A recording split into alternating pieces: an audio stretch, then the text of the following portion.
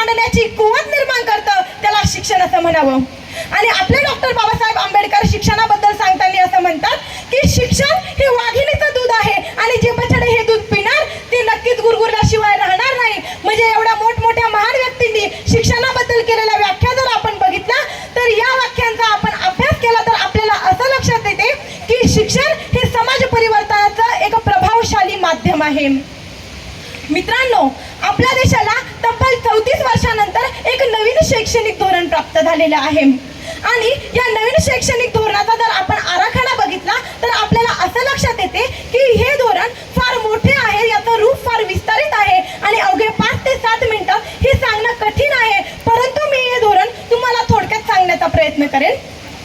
तर मित्रांनो, आपल्या धोरणातील सर्वात मोठा बदल जर आपण बघितला तर आता प्रत्येक विद्यार्थ्याला त्याच्या मातृभाषेतून शिक्षण मिळणार आहे. प्रत्येक विद्यार्थी हा आता कौशल्यपूर्ण बनणार आहे आणि आपल्या भारतातील तरुणांचे हात हे भविष्य काळात नोकरी मागणाऱ्यांच्या यादीत नसतील तर भारतातील तरुणांचे हात हे नोकरी देणाऱ्यांच्या यादीत असणार आहे आणि ही आपल्या भारतासाठी सर्वात अभिमानास्पद गोष्ट असणार आहे. मित्रांनो, सध्याच्या जर आपण धोरणाचा विचार केला तर आपल्याला असं लक्षात येतं की 10+2 हा शिक्षण पद्धतीचा आराखडा आहे, पण आता त्याऐवजी 5+3+3+4 हा असा आराखडा असणार आहे. याचाच अर्थ काय होतो तर मित्रांनो, आपल्याला असं बघायला मिळतं की बालक जेव्हा जन्माला येतं तेव्हा त्याला 6 वर्षाचं जेव्हा ते बालक होतं तेव्हा त्याला शाळेत टाकलं जातं.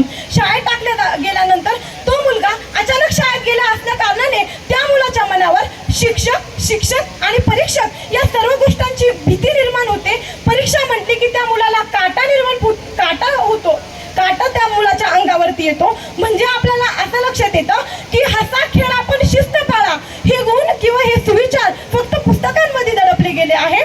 परंतु आपल्याला या नवीन शिक्षण धोरण पद्धतीमध्ये आता असं बघायला मिळणार आहे की प्रत्येक विद्यार्थी हा 3 वर्षाचा झाल्यानंतर शाळेत टाकला जाईल आणि 6 वर्षाच्या होईपर्यंत त्या मुलाला फक्त खेळाचं शिक्षण दिलं जाईल. मित्रांनो, आपलं मानसशास्त्र आपल्याला असं सांगतं की 12 वर्षाचं होईपर्यंत मुलाच्या मेंदूचा विकास हा 80% झाला पाहिजे आणि मला असं वाटतं की आपले हे जे राष्ट्रीय शैक्षणिक धोरण असणार आहे यातूनच खरोखरच आपल्या विद्यार्थ्यांच्या मेंदूचा विकास हा पूर्णपणे होताना आपल्याला बघायला मिळतो.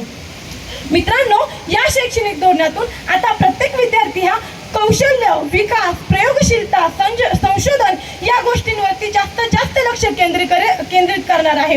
मित्रांनो, आपल्याला असं बघायला मिळतं की राष्ट्रीय शैक्षणिक धोरण म्हणजे आपण जर 1968च्या जर धोरणाचा विचार केला तर हे राष्ट्रीय शैक्षणिक धोरण फक्त आणि फक्त त्या धोरणाचा भर मूल्य शिक्षणावरती दिला होता.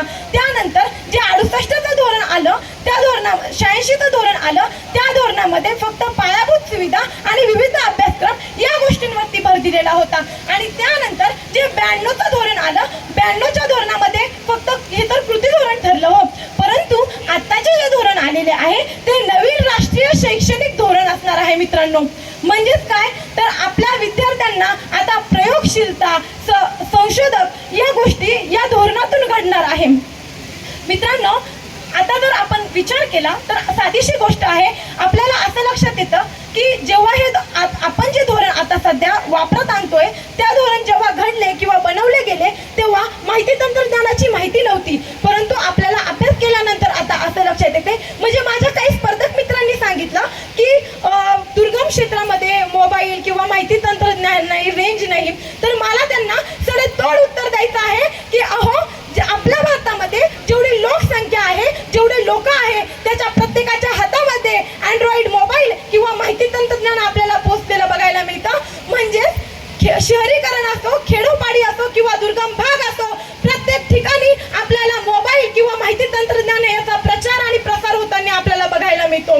मित्रांनो, मला असं सांगायचं आहे की काही माझ्या स्पर्धक मित्रांनी असंही सांगितलं की नालंदा, तक्षशिला यांच्यासारखी मोठमोठी विद्यापीठे येतील म्हणजे हे तुम्हाला फक्त भुरळ पाडणारे आहेत. परंतु मला त्यांना हेही ठामपणे उत्तर द्यायचं आहे की अहो, हे सरकारने जो विचार केला आहे किंवा आपलं जे शिक्षण खातं असणार आहे इथं खूप चाणक्य आणि बुद्धिमंत कुलगुरू सारखे लोक असतात आणि त्यांनी काहीतरी विचार करून 4 बाजूंचा विचार करून हे नवीन राष्ट्रीय शैक्षणिक धोरण बनवलेलं आहे. मित्रांनो, मला असं सांगायचं आहे की राष्ट्रीय शैक्षणिक धोरण हे आपल्या देशाला दिशा देणारे धोरण असणार आहे. मित्रांनो, प्रयोगशीलता आणि संशोधन घडवणारे हे धोरण असणार आहे आणि ज्या दिवशी हे धोरण पूर्णपणे आपल्या देशात येईल त्या दिवशी मला असं वाटतं की आपला देश हा सुजलाम सबलाम होईल आणि आपल्या देशात एक नवीन युगाची पहाट उगवणार आहे. मित्रांनो, खरं शिक्षण कसं असतं? खरं शिक्षण असं असतं जे मला चाकोरीच्या पलीकडे चाकोरीच्या बाहेर नेतं. खरं शिक्षण तर असं असतं जे जातं चाकोरीच्या बाहेर आणि पुस्तकांच्या जंजिरा पलीकडे मला जगायला शिकवतं. खरं शिक्षण तर असं असतं जे हळूच कळीला उमलवतं आणि खरं शिक्षण तर असं असतं जे हळूच कळीला उमलवतं आणि स्पर्धेच्या अराजकांपासून सुज्ञांना कोसो दूर ठेवतं. आणि होय मित्रांनो, हे शिक्षण मिळणार आहे आपल्याला या नवीन राष्ट्रीय शैक्षणिक धोरणामधून.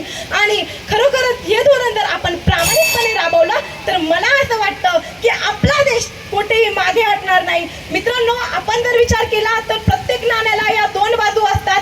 एक सकारात्मक असते आणि एक नकारात्मक असते. सकारात्मक बाजू ही आपण नेहमी एक्सेप्ट केली पाहिजे. मला असं वाटतं की बदल करणं हा निसर्गाचा नियम आहे. आपण कोण सांगणार आहे? आणि बदल हा नेहमी वेळेवरतीच केला पाहिजे. आणि आपले राष्ट्रीय शैक्षणिक धोरण म्हणजेच 5+3+3+4 हा आराखडा आपण सर्वांनी अवलंबला पाहिजे आणि या नवीन धोरणाचं आपण सर्वांनी स्वागत केलं पाहिजे. मित्रांनो, शेवटी जाता जाता एवढं